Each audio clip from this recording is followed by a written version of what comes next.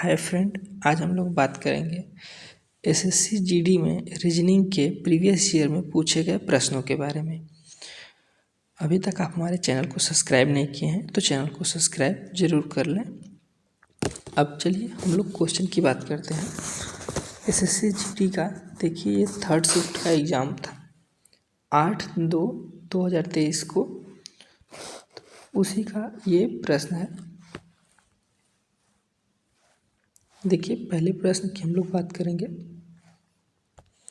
पहला प्रश्न कह रहा है कि एक पैटर्न दे दिया है आपको, 5 है, 11 है, 35 है और 143 है। तो इसमें 5 को 2 से मल्टीप्लाई किया है और +1 जोड़ दिया है तो बराबर 11 आ गया है। 11 को फिर 3 से मल्टीप्लाई किया है और 2 जोड़ दिया है, बराबर आ जाएगा आपका 35 आ जाएगा। 11 3 33 और 2 35 आ जाएगा। अब 35 को 4 से मल्टीप्लाई किया है और +3 जोड़ दिया है।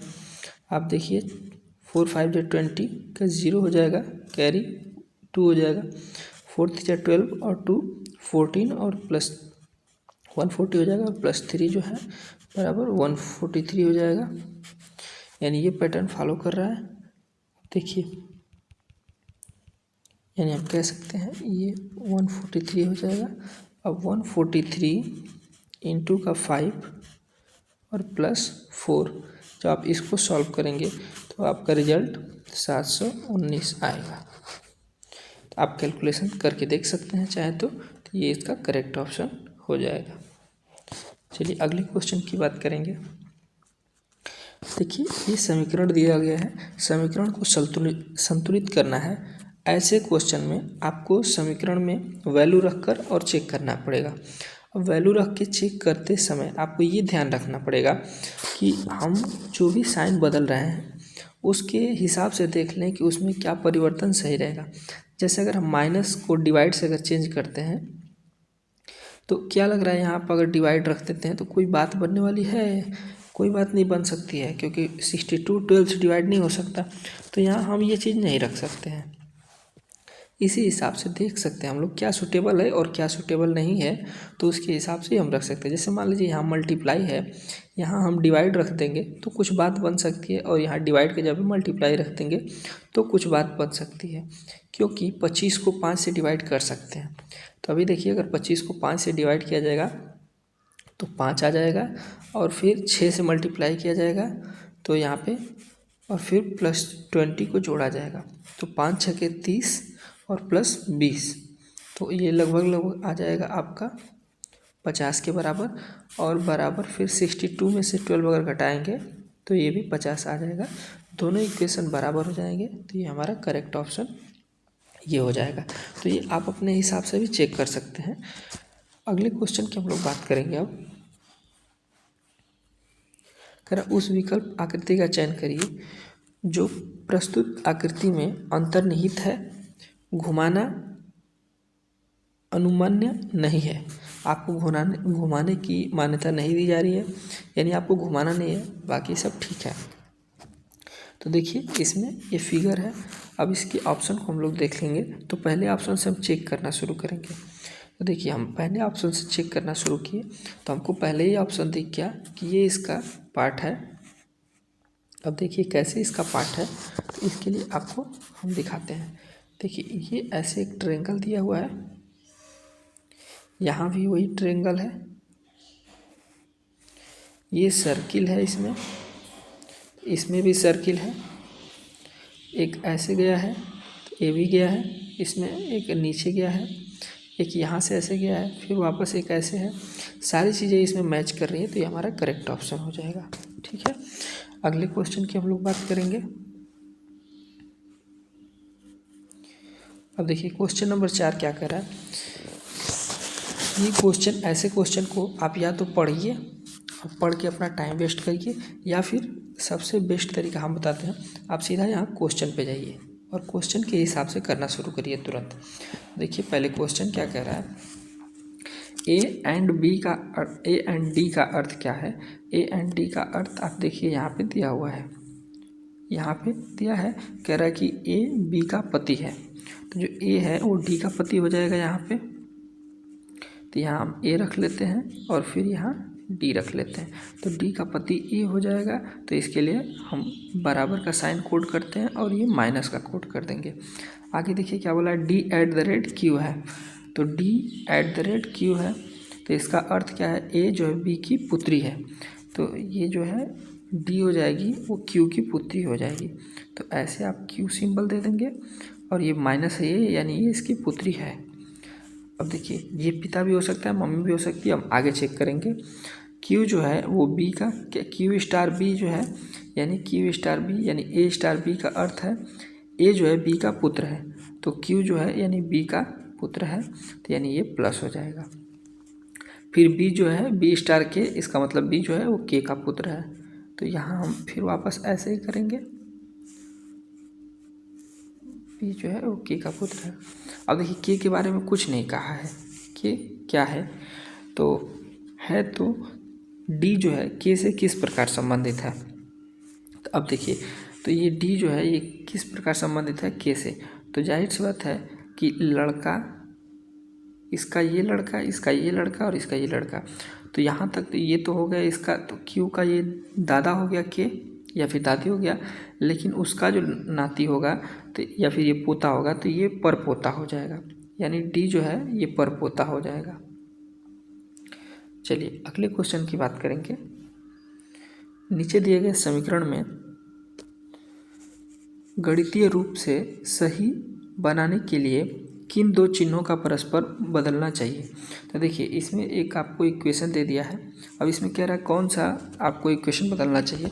तो ऐसे क्वेश्चन में हम आपको बताए हैं कि बदलने का सबसे बेस्ट तरीका होता है कि आप चेक करिए पहले कि हम जिस साइन को बदल रहे हैं क्या वो उससे परफेक्टली डिवाइड हो जाएगा या फिर परफेक्टली उससे कट रहा है कि नहीं कट रहा है। जैसे अब देखिए यहाँ पर अगर हम कटाना चाहें तो यहाँ पे माइनस और प्लस को अपना स्थान बदल देते हैं, तो यहाँ माइनस है तो इसको हम प्लस बना देते हैं और यहाँ प्लस है तो इसको हम माइनस बना देते हैं। अब देखिए तो 96 से अगर 24 को डिवाइड करिएगा तो यहाँ 1/4 आ जाएगा, तो यानी हम इक्वेशन को वापस लिखते हैं 64 + 16 गुणते 24।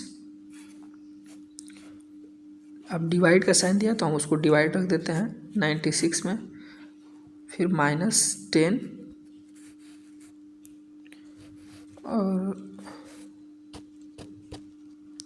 -10 कर देते हैं, फिर बराबर 58 है। अब देखिए यहाँ से इसे काटिएगा तो 1/4 आएगा, 4 से फिर इसको काटिएगा, मल्टीप्लाई में है तो 4 बार में कटेगा, 64 में 4 प्लस कर दीजिएगा तो ये 68 हो जाएगा, 68 में से ये 10 माइनस कर दीजिएगा ये वाला, तो कितना हो जाएगा 58 हो जाएगा, तो ये हमारा करेक्ट ऑप्शन हो जाएगा। तो ये आप अपने हिसाब से भी इक्वेशन को सॉल्व कर सकते हैं, इसमें करेक्ट ऑप्शन हमारा पहला हो जाएगा। ठीक है, अब देखिए हम लोग बात करेंगे इस टाइप के क्वेश्चन में। देखिए इस टाइप में जो भी क्वेश्चन दिए जाते हैं कथन और निष्कर्ष से, तो आपको इसमें भी करना क्या है, पढ़ते हुए इक्वेशन को, इसको पढ़ के अपना समय नहीं लॉस करना है, आपको कुछ नहीं करना है, सीधा करना क्या है, कथन देखना है और निष्कर्ष देखना है। अब कथन कह रहा है कुछ बैट बॉल हैं, तो कुछ बैट बॉल हैं तो आप उसको ऐसे बी बनाइएगा, इसमें ऐसे कुछ बॉल के लिए आप वी कोड कर सकते हैं। कह रहा है कि कुछ बॉल रिंग है, तो ये कुछ बॉल के लिए, रिंग के लिए आप आर डिनोट कर सकते हैं। कोई रिंग बेल नहीं है, कोई बेल रिंग नहीं है, तो अब देखिए ये रिंग जो है वो कोई बेल नहीं है, तो बेल के लिए हम डब्ल्यू डिनोट कर ले रहे हैं। अब देखिए अब निष्कर्ष क्या कर रहा है, कोई बेल बॉल नहीं है। अब कोई जो बेल है, यानी हम बेल इसको डिनोट किए थे और बेल जो है हमारा बॉल, यानी इसका इससे कोई रिलेशन है, तो कोई रिलेशन नहीं है, यानी हमारा पहला जो ऑप्शन होगा वो गलत हो जाएगा। अब देखिए दूसरा रिलेशन हम लोग चेक कर लेते हैं। दूसरा रिलेशन कह रहा है कोई रिंग बैट नहीं है। अब कोई जो रिंग है, अब रिंग का बैट से कोई रिलेशन है, तो देखिए इसका भी कोई रिलेशन नहीं है, तो यानी ये भी ऑप्शन क्या हो जाएगा हमारा गलत हो जाएगा। तो पहला और दूसरा ऑप्शन क्या हो गया, गलत हो गया। अब तीसरा को चेक कर लेते हैं।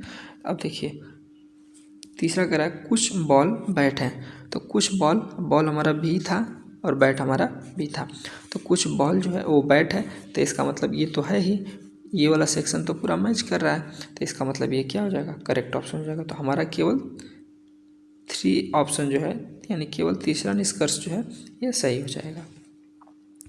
अगले क्वेश्चन की बात करेंगे, कौन सा अक्षर समूह में दी गई श्रृंखला में प्रश्नवाचक के स्थान पे आएगा। तो इसमें भी आपको बहुत क्वेश्चन पढ़ने की जरूरत नहीं है, आप अभ्यास करते रहेंगे धीरे धीरे मेरे साथ, तो धीरे धीरे आपको ये चीज़ समझ में आएगा कौन सा क्वेश्चन पढ़ना है, कौन सा क्वेश्चन नहीं पढ़ना है।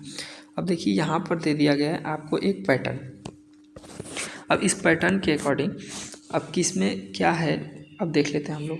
जैसे y है, z u है, फिर ये m है, i है। तो देखिए इधर से अगर आपको नहीं समझ में आ रहा तो आप इधर से भी चलना शुरू कर सकते हैं।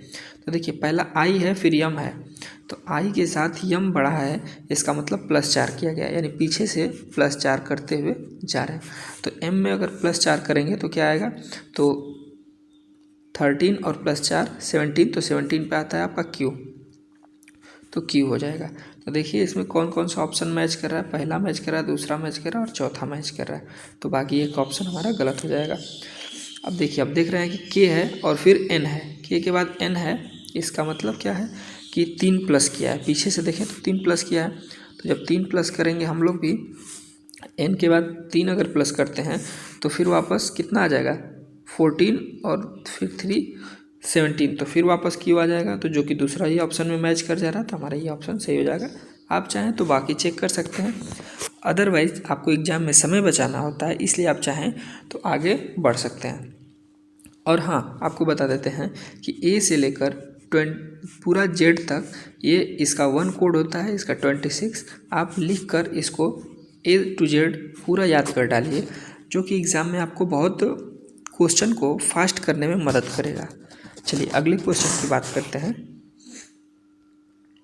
दिए गए विकल्पों में से, अब देखिए इसमें पूछा है, क्वेश्चन का मतलब यही होगा कि अगले सीरीज में पूछेगा, बिकॉज हमको ये क्वेश्चन मार्क देख के पता चल गया ये पूछेगा कि अगले स्थान पे क्या आएगा, तो बहुत आपको क्वेश्चन पढ़ के समय वेस्ट करने की ज़रूरत नहीं है। अब देखिए पहले में क्रॉस लगाया है, दूसरे में एक डॉट नया सिंबल लाया है, जो ला रहा है उसको पहले यहाँ बैठा दे रहा है, पीछे ला रहा है। अब देखिए इसको थोड़ा सा आगे किया है, इसके पीछे फिर वापस ला के डॉट को बैठाया है, यही चीज़ें प्रक्रिया चलती जा रही है। अब हम अगले स्टेप में देखेंगे क्या आया है। तो अब देखिए अगले स्टेप में आप ध्यान से देख पाएंगे कि जो यहाँ ट्रेंगल है वो वापस यहाँ आके बैठेगा, और जो ये क्रॉस है वो थोड़ी सी आगे यहाँ आ जाएगा। अब देखिए ट्रेंगल तो आके यहाँ बैठा है, क्रॉस आगे हुआ है, लेकिन इसमें एस का सिंबल तो है नहीं, पैटर्न में चल रहा है, तो इसलिए एस का सिंबल नहीं आएगा।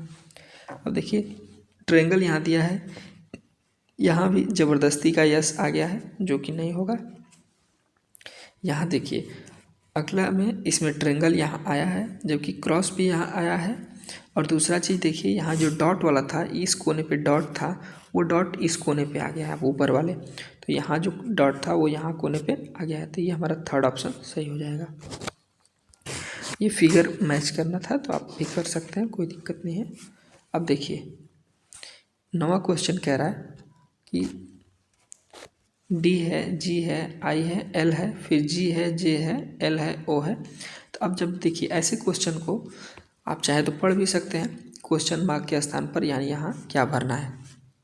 देखिए डी है, फिर जी है, फिर जे है, तो हमको देखने में समझ में आ गया कि डी का कोड 4 होता है, जी का कोड 7 होता है, जे का कोड 10 होता है, तो यानी 3 3 प्लस करते गया है।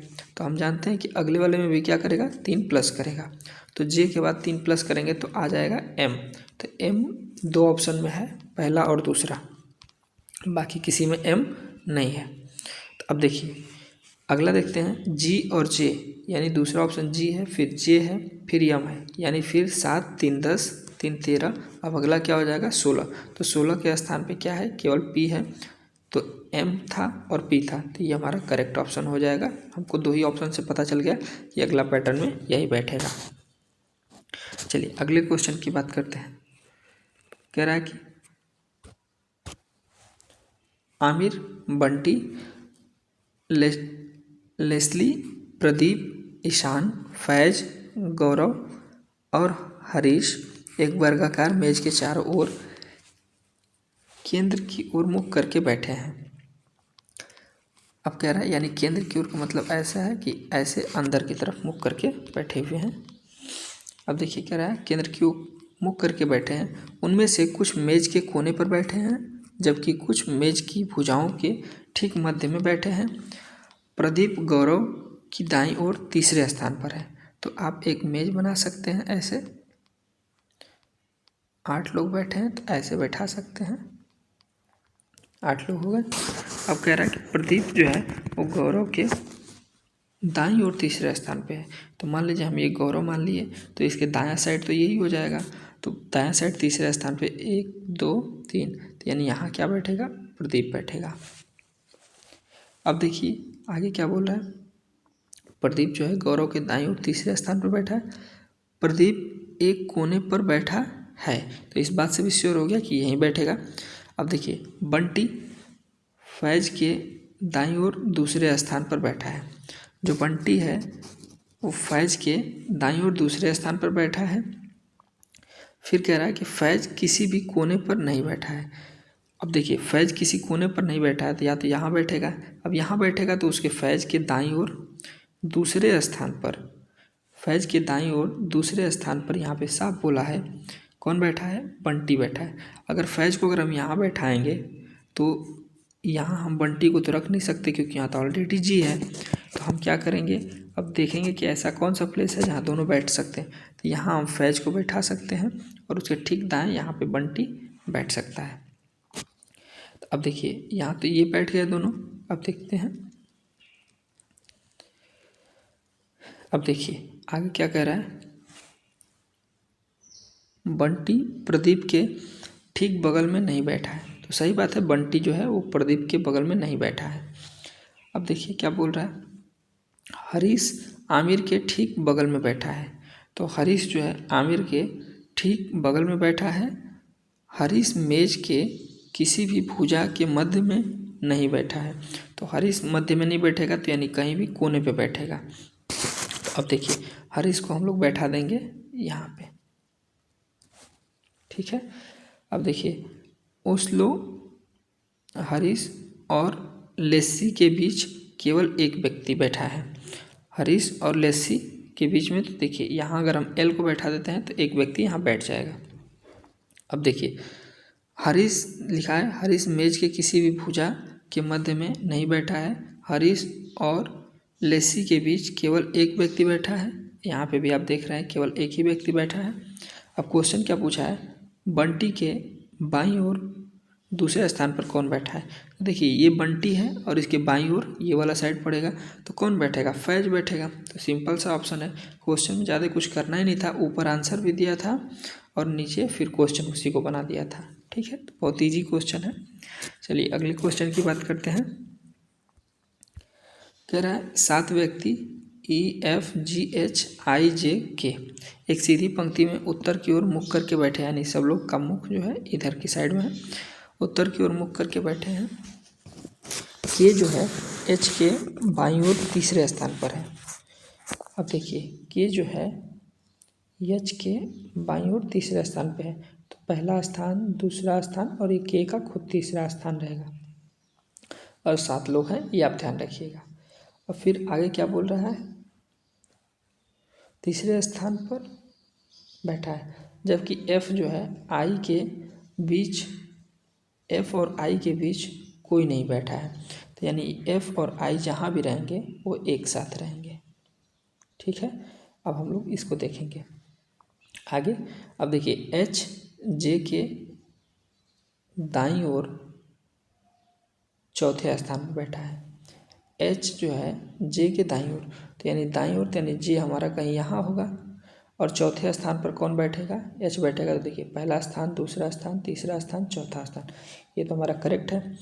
अब देखिए क्या करा, के आई जो है, आई के दाईं ओर कोई नहीं बैठा है, यानी जाहिर सी बात है आई के दाईं ओर कोई नहीं बैठा है, तो आई यानी एफ यहाँ हो जाएगा, आई हमारा यहाँ हो जाएगा, तभी तो इसके दाईं ओर कोई नहीं बैठेगा। अब देखिए 7 लोग की सीरीज भी बन गई हमारी, 1 2 3 4 5 6 7। अब देखिए 7 हो गए। अब 2 बीच में स्थान खाली है। अब देखिए ई एफ जो है ई के दाईं ओर तीसरे स्थान पर बैठा है। अब देखिए एफ जो है ई के दाईं ओर, तो यानी हम यहाँ ई बिठा देते हैं, तो देखिए एफ कहाँ हो जाएगा, 1 2 3 तीसरे स्थान पर हो जाएगा, वो भी दाईं ओर हो जाएगा। तो ये भी पैटर्न बैठ गया। अब देखिए बीच में कौन नहीं है, एक का जगह छूट रहा है जो ऑप्शन में भी नहीं दिया है, तो वो हमारा जी हो जाएगा। अब देखिए क्वेश्चन क्या पूछा है, पंक्ति के दाएं सिरे से तीसरे स्थान पर कौन बैठा है। तो अब देखिए दाएं सिरे से तीसरे स्थान का मतलब क्या हो जाएगा, यहाँ से पहला दूसरा तीसरा, सॉरी पहला उल्टा हमने बता दिया, आई पहला हो जाएगा, एफ दूसरा हो जाएगा, एच तीसरा हो जाएगा, तो ये हमारा एच जो है करेक्ट ऑप्शन हो जाएगा। चलिए अगले क्वेश्चन की बात करते हैं।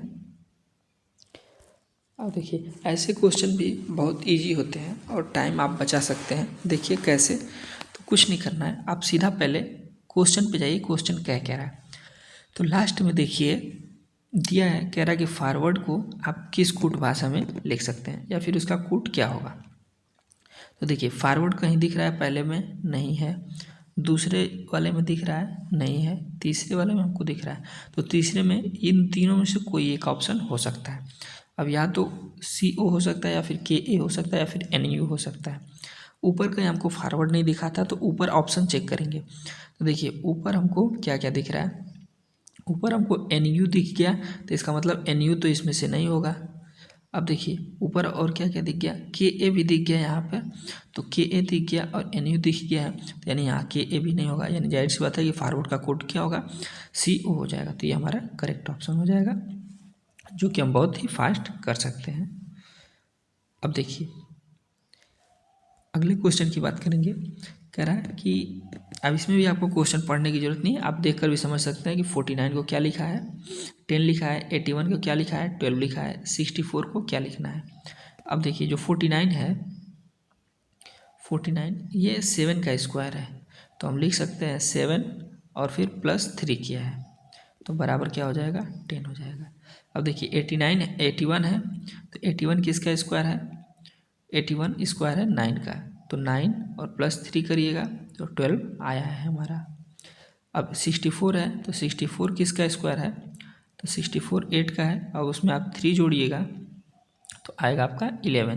तो अब देखिए 11 हमारा पहला ऑप्शन है, तो ये हमारा सही ऑप्शन हो जाएगा 11।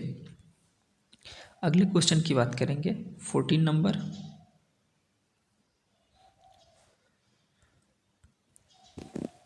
उस विकल्प का चयन कीजिए जो 5वें अक्षर समूह से उसी प्रकार संबंधित है जिस प्रकार दूसरा अक्षर समूह के पहले अक्षर से संबंधित है।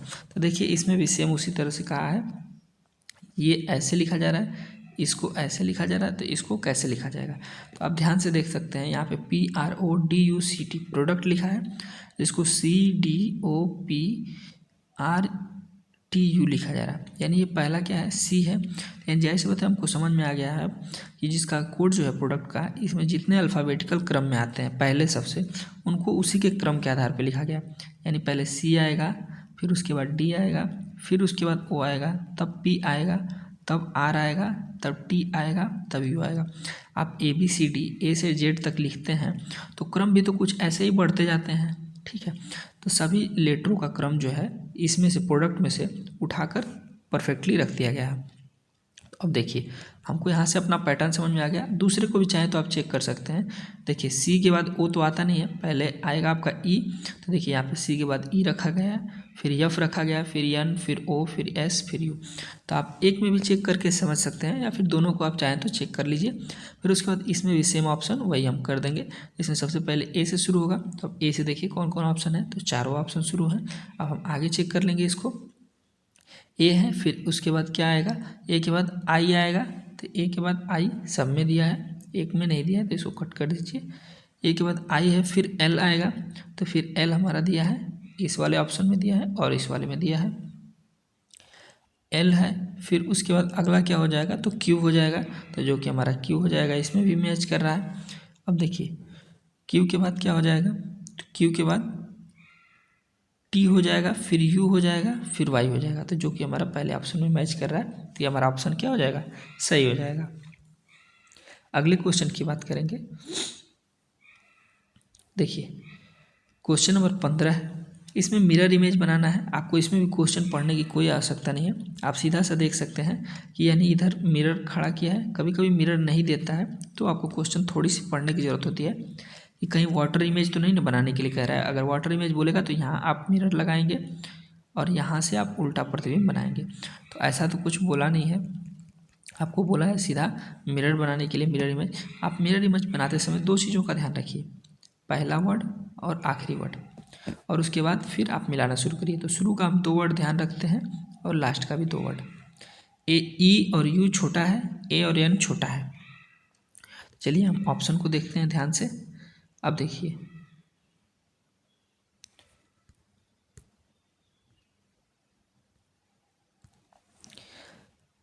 ये हमारा ई और यू जो था इधर आ गया है, ये सही है। ए और एन जो है ये उल्टा हो गया है, ये भी सही है। अब दूसरे क्वेश्चन में देख लेते हैं। ई और यू, यू देखिए यहाँ पे कैपिटल है तो ये तो गलत हो जाएगा, स्मॉल था।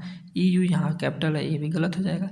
यहाँ पे ई कैपिटल कर दिया है तो ये भी गलत हो जाएगा। तो हमारा करेक्ट ऑप्शन ये हो जाएगा, जो कि हम मुश्किल से 5 से 10 सेकेंड के अंदर ही क्या कर सकते हैं, ऐसे क्वेश्चन को कर सकते हैं। अब देखिए अब हम लोग बात करेंगे क्वेश्चन नंबर 16 की। देखिए इसमें क्या कह रहा है, कह रहा है 42 है, 43 है, 41 है, 44 है, क्वेश्चन मार्क है और 45 है। अब आप देखिए जैसे 42 को 41 लिखा गया एक कम करके, फिर एक कम कर दिया गया होगा। अब इसमें देखिए 43 से 44 एक बढ़ाया गया, फिर 45 एक बढ़ाया गया, यानी ऊपर 1 प्लस कर रहा है और नीचे 1 माइनस कर रहा है। तो 42 से तभी तो 41 हुआ है, तो फिर वापस हम लोग -1 करेंगे तो यहाँ पे 40 आंसर आ जाएगा। तो यहाँ पे जो भी आएगा क्वेश्चन मार्क के स्थान पर 41 से कम करेंगे तो 40 आ जाएगा। तो आप देखिए पहला ही ऑप्शन हमारा 40 दिख रहा है, तो ये हमारा करेक्ट ऑप्शन हो जाएगा। अगले क्वेश्चन की बात करेंगे। देखिए ऐसे क्वेश्चन में भी आपको पढ़ने की बहुत ज़्यादा ज़रूरत नहीं है, क्योंकि इतना पढ़ के आप समय नुकसान करेंगे उससे ज़्यादा बेहतर रहेगा कि आप फिगर देख के तो समझ ही गए होंगे कि कागज़ को क्या किया जा रहा है, बार बार काटा जा रहा है और फोल्ड किया जा रहा है। तो इसको काटे हुए फिगर को फोल्ड किया है, इसको आप जब ओपन करेंगे तो कुछ ऐसे शेप बनेगा और यहाँ गोला हो जाएगा। जब इसको वापस आप खोलेंगे तो आपका कुछ ऐसे शेप बनेगा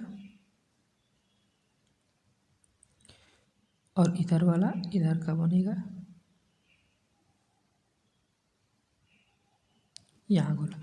अब इस फिगर से देखिए आपको कौन सा मैच कर रहा है, तो पहला तो ऑप्शन बिल्कुल ही नहीं मैच कर रहा है, तो ये गलत हो जाएगा। अब आगे देख लेते हैं, दूसरा ऑप्शन भी नहीं मैच कर रहा है, तीसरा भी नहीं मैच कर रहा है और चौथा सही सही मैच कर रहा है, तो ये हमारा करेक्ट ऑप्शन हो जाएगा। अगले क्वेश्चन की बात करेंगे, क्वेश्चन नंबर 18। अब देखिए इसमें क्या बोला है, कह रहा है कि EARNED को 94 लिखा जाता है। अब कैसे लिखा जाता है तो चलिए हम लोग देखते हैं। तो ई का कोड जो है वो 5 होता है, तो EARNED। अब देखिए ई का कोड 5 है, प्लस ए का कोड 1, आर का कोड 18, एन का कोड जो है वो 14 है और प्लस ई का कोड 5 है, फिर प्लस टी का कोड 4 होता है। अब जोड़िए 5 4 9, 14 9 23, 23 और ये 6, 29, 29 और 18 आप जोड़ सकते हैं, 18 और 29 आप जोड़ेंगे तो आ जाएगा 47। अब देखिए 47 को अगर 2 से गुणा कर देते हैं तो आएगा हमारा 94, यानी सभी डिजिट को जोड़ना है और उसको 2 से मल्टीप्लाई करना है। तो अब हम कुछ नहीं करेंगे, अब सीधा सा बस लास्ट वाले ऑप्शन को चेक करेंगे। तो अब डॉलर को कैसे लिखेंगे, तो डी का कोड 4, ओ का कोड 15 और फिर एल का कोड 12 होता है, 2 बार 12 12 यानी 24 हम कई बार में ले लेते हैं। ए का कोड 1 है, आर का कोड 18 होता है। अब देखिए यहाँ हम देख सकते हैं कि 15 1 16 और 4 20, 20 और ये 20 40, और यहाँ भी इसमें से 2 दे दीजिए तो आराम से आपको 60 हो जाएगा, और 2 बचा हुआ रहेगा तो 62 हो जाएगा। तो 62 हो जाएगा, इसको आप 2 से मल्टीप्लाई करेंगे तो 124 आ जाएगा, जो कि इसका करेक्ट ऑप्शन हो जाएगा। आप चाहें तो अपने हिसाब से भी जोड़ सकते हैं, हमें जैसे अच्छा लगता है, शॉर्टकट लगता है, उस तरह से हम जोड़ लेते हैं। अब देखिए, आप कैलकुलेशन फास्ट करना सीखिए। कैलकुलेशन फास्ट करेंगे तो जितना ही जल्दी आप सीख भी जाएंगे। अब देखिए, ऐसे क्वेश्चन भी बहुत आसान होते हैं, इसमें आपको बहुत पढ़ना नहीं है। आप देखिए, वैज्ञानिक क्या करते हैं, कहाँ काम करते हैं, तो प्रयोगशाला में। तो खगोल विज्ञानी जो होंगे वो कहाँ काम करेंगे, तो वेधशाला में। पर्यावरण होगा नहीं, गलत ऑप्शन हो जाएगा। विश्वविद्यालय होगा नहीं, पेशा तो होगा नहीं, तो ये इसका करेक्ट ऑप्शन हो जाएगा। अगले और आखिरी क्वेश्चन की बात करेंगे हम लोग। देखिए, ऐसे क्वेश्चन में आपको पढ़ने की ज़रूरत होती है। लास्ट का लाइन जिस क्रम में वे अंग्रेजी शब्दकोश में आते हैं उसी में रखना है। यानी अंग्रेजी शब्दकोश में जैसे ABCD ऐसे आते हैं, इसी क्रम में आपको रखना है। कभी कभी उल्टा कर भी क्रम देते हैं, तो इसलिए आपको इसको पढ़ने की ज़रूरत है। तो देखिए, सबसे पहले क्या दिया है, तो NOT सब में दिया है। NOM दिया है, तो T से पहले M आता है, तो जाहिर होता है कि यानी पचवा जो है वो हमारे पहले स्थान पर आएगा। अब देखिए, NOT सब में दिया है, उसके बाद H दिया है, E दिया है, A दिया है, A दिया है, तो जाहिर होता है कि दोनों A वाले जो हैं ये तो पहले आएंगे इन दोनों से। अब देखिए, A के बाद फिर एक में तीसरे में B दिया है, तो ये जाहिर होता है कि दूसरे स्थान पे आएगा। उसके बाद जो ये वाला है वो तीसरे स्थान पे आएगा। अब इन दोनों में देख लेते हैं, T के बाद H दिया है और T के बाद E दिया है, यानी जाहिर होता है कि ये चौथे स्थान पर आएगा। फिर उसके बाद H वाला 5वें स्थान पर आएगा। तो अब देख लीजिए कोड क्या है, तो कोड पहले 5 होगा, फिर 3 होगा, फिर 4 होगा, फिर 2 होगा, फिर 1 होगा। ये हमारा मैच कर रहा है, तो ये हमारा करेक्ट ऑप्शन हो जाएगा। वीडियो अच्छी लगी तो चैनल को जरूर सब्सक्राइब करें।